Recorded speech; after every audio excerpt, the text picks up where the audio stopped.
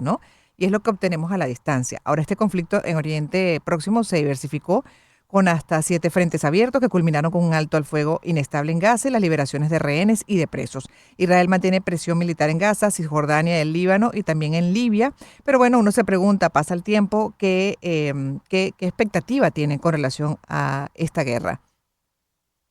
Bueno, en realidad lo primero que hay que señalar es que hay dos objetivos que se han puesto, yo diría, de manera paralela, pero que en realidad son opuestos. Uno es el fin del conflicto y otro es la liberación de los rehenes, o por decirlo de una manera, uno es vencer militar y políticamente a Hamas en Gaza y otro es hacer que Hamas regrese a los rehenes que todavía están en su poder, ya sea algunos que todavía seguramente están vivos, como también los cuerpos de quienes no lo están.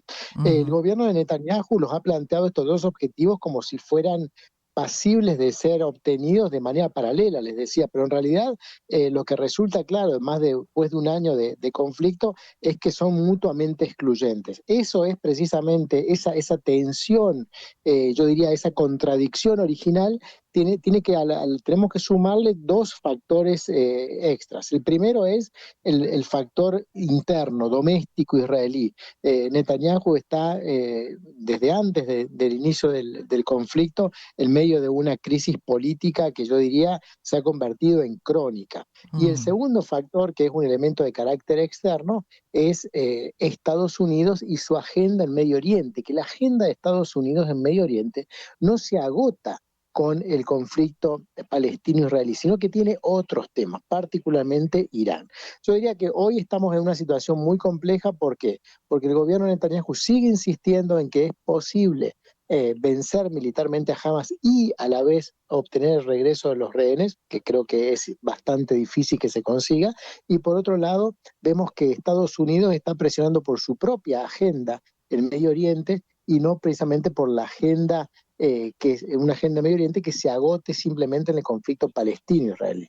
Claro, y aquello que asomó sobre todo recién asumiendo el mando, ¿no? El presidente Trump en este segundo periodo, que incluso publicó un video hecho en inteligencia artificial de lo que podría ser la Franja de Gaza, eventualmente desarrollada hasta por él, ¿no? Con un complejo, bueno, atractivo turísticamente, que le podría dar sin duda grandes ingresos a esa población. ¿Cómo interpreta ese video en particular que salió en su momento dentro de este marco de guerra y los intereses de Estados Unidos? Creo que eso fue una propuesta y fue simplemente eso, una propuesta. No tenemos que pensar que se trate de una Sí. política que se vaya a implementar, ni mucho menos. Hay demasiada oposición a esa política, empezando no solamente por los propios palestinos, sino también por los países árabes circundantes. Estoy pensando fundamentalmente en Egipto, Jordania, así como los países árabes del Golfo, que han sido quienes han sostenido en términos generalmente económicos y políticos a Gaza y a la Autoridad Nacional Palestina. Por lo tanto, yo creo que en ese sentido ha sido una idea del presidente Trump. Sabemos que es alguien que le gusta mucho proponer algunas veces ideas, no con que sean simplemente pasibles de ser llevadas a cabo, sino simplemente como un ejercicio, yo diría, De opinión pública.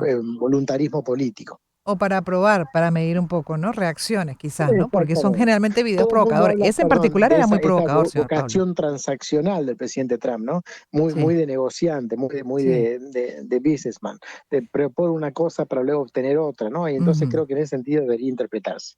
Sí, exacto, pero igual, asoma unas ideas ahí, más allá de que algunos elementos que puso eran hasta provocadores, ¿no? Para el mundo árabe. Pero Absolutamente. en el caso de la Franja de Gaza siempre se ha sostenido que es tanto lo que esos líderes de este grupo Hamas han enfocado su permanencia en ese territorio en cuanto a la no existencia de Israel, al combate contra Israel que han descuidado lo que sería el desarrollo de esa zona, versus un Israel que más allá de que sigue también protegiéndose cada vez más eficiente en su inteligencia y además también buscando eh, este, hacer frente a Hamas, la realidad es que es un país que se desarrolla a una velocidad increíble y se vuelve incluso un país necesario para otros del mundo, hasta para sus vecinos que en algún momento podían ser enemigos y ahora requieren de algunos progresos de ellos. Entonces, esa es una realidad que de atraparse, entenderse, Y cambiarla, creo que podríamos hablar de una historia distinta en la Franja de Gaza. Absolutamente. Yo le agregaría algo más, ¿no? Ujú, Israel, a pesar de tener tantos frentes abiertos en términos de seguridad y en términos militares, a pesar de tener esta crisis política doméstica muy grave, que está volviéndose una verdadera potencia rectora en Medio Oriente, no es que no lo era antes, pero hoy en día es una potencia, lo que nosotros llamamos en el área de las relaciones internacionales, una potencia revisionista, ¿no? En donde no se contenta con mantener el status quo, sino que ujú, está tratando de modificar la situación a su favor. Lo estamos viendo en este momento en Siria, lo estamos viendo también obviamente en la zona del Líbano, lo estamos viendo en los hutíes, en el Mar Rojo.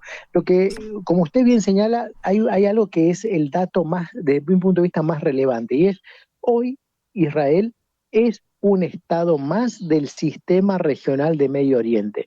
Y eso explica por qué, ¿sí?, los países árabes del Golfo quieren mantener relaciones políticas plenas, económicas plenas, de ujú. seguridad plenas, por qué incluso, digamos, los países como Estados Unidos los consideran plenamente. Hoy en día Israel es una potencia que es aceptada plenamente en Medio Oriente, incluso por los países árabes, como usted señalaba.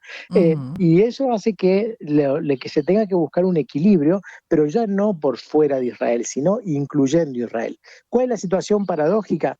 Que Irán se encuentra en la misma situación. Irán no es un Estado, como a veces se dice, un Estado verdaderamente paria, sino que la política exterior de Irán ha sido acercarse a estos grupos como Hamas, Hezbollah, los Husíes, etcétera, etcétera, y ha logrado mucha influencia. Hoy en día esas influencias están muy disminuidas, por cierto, absolutamente.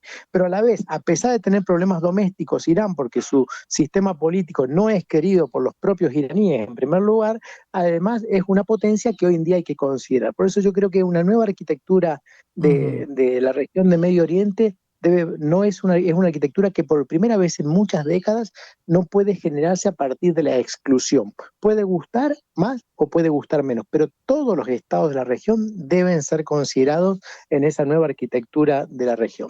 Bueno, es un poco también lo que acaba de explicar y para terminar ya, señor Paulo, con China, con esta guerra que surgió ahora, ¿no? En este segundo mandato, está evidenciando que tiene rato planificando de manera estratégica, efectiva, lo que iba a ser este presente ya estimado por ellos. Absolutamente, estamos en un sistema internacional cada vez menos institucionalizado, porque ustedes ven en estos grandes conflictos que estamos hablando, ¿qué papel le corresponde a la Organización de Naciones Unidas? ¿Qué papel le corresponde a la Liga Árabe? ¿Qué papel le corresponde a la Unión Europea? Absolutamente ninguno. Estamos en un sistema internacional poco institucionalizado y muy militarizado.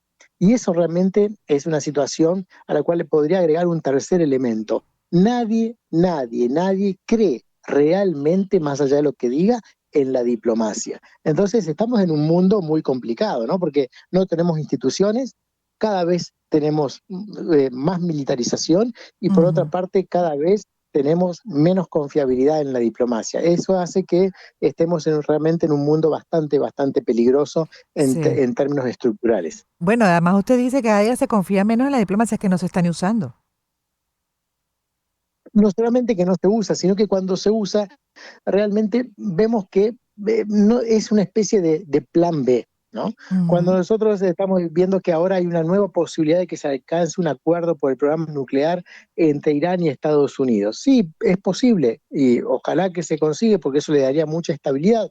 Ahora bien, de manera paralela, eh, todos los estados involucrados dicen, bueno, sí, pero a la vez estoy pensando en otra cuestión, en otras opciones que no sean diplomáticas. Se habla de Ujú.